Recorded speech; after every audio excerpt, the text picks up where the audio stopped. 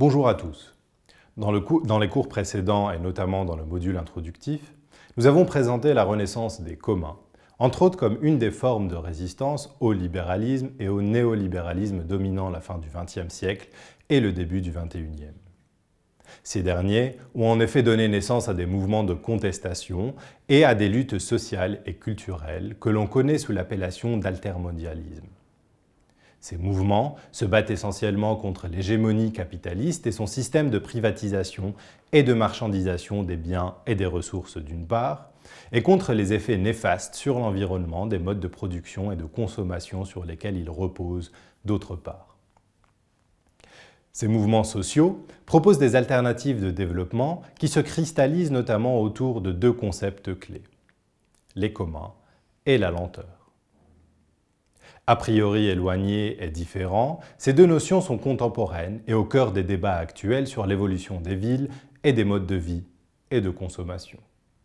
Le mouvement slow, duquel est issue la pensée sur la lenteur, est né de la critique de l'accélération sans cesse croissante des modes de vie et de consommation que Hartmut Rosa décrit très bien dans ses deux ouvrages, Accélération, une critique sociale du temps et aliénation et accélération vers une théorie critique de la modernité tardive. Le mouvement slow trouve ses origines en Italie, à la fin des années 1980. Partant d'une opposition à l'implantation de McDonald's au cœur de Rome, un groupe de militants lance le mouvement Slow Food, qui a pour objectif de lutter contre la mauvaise alimentation des fast-foods, la standardisation des goûts et la production agricole de type industriel et déterritorialisée. Il milite pour le retour d'une agriculture de proximité, des produits du terroir et pour une philosophie de la lenteur qui respecte les rythmes des saisons et de la nature. Le concept prendra de l'épaisseur au fil du temps et s'élargira à d'autres domaines. En 1999, par exemple, est signée la charte Città Slow, ou Ville lente, qui définit les conditions d'une réduction de l'accélération des villes et de leur inscription dans le réseau des villes lentes. Ces dernières ont pour dénominateur commun le développement d'une mobilité lente et douce, la valorisation des temps de travail et leur réorganisation, la production d'une qualité de vie de proximité, ainsi que la valorisation économique et culturelle du territoire local. Dans ce module, nous émettons l'hypothèse que la lenteur et les communs entretiennent une relation de causalité réciproque qui va au-delà du fait qu'ils aient pour point commun la lutte anticapitaliste et la volonté de construire une alternative sociale, économique, culturelle et politique. D'une part, le retour de la lenteur en ville et dans la campagne contribuerait à créer du commun au singulier, à susciter l'intérêt pour le bien commun et enfin offrirait les conditions de la création de communs au pluriel, au sens austromien du terme. D'autre part, ces communs et leur mode d'organisation et de gestion nécessitent souvent la mise en place de compromis et de temps de discussion qui contribueraient à leur tour à ralentir les rythmes de vie et donc à favoriser la lenteur.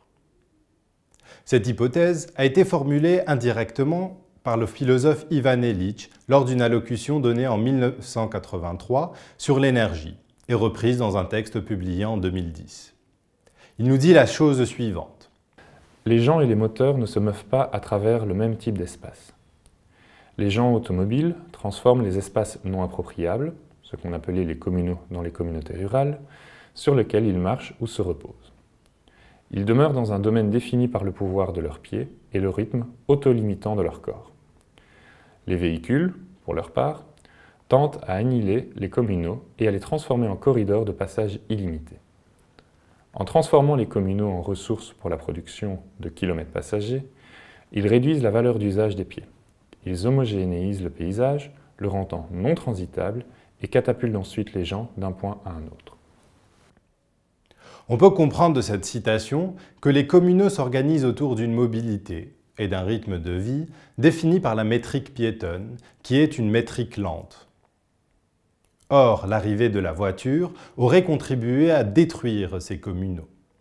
Il y a de toute évidence d'autres circonstances historiques que nous avons vues dans ce cours qui ont contribué à cette disparition progressive des communs Mais la mise en avant de la relation entre les communs et la vitesse nous paraît originale et intéressante à approfondir. Non seulement pour comprendre le lien entre les deux, mais aussi pour inscrire les deux notions dans une dimension de projet pour la ville de demain. C'est donc à ce questionnement et à l'hypothèse posée ici que nous consacrons les 2 prochaines vidéos.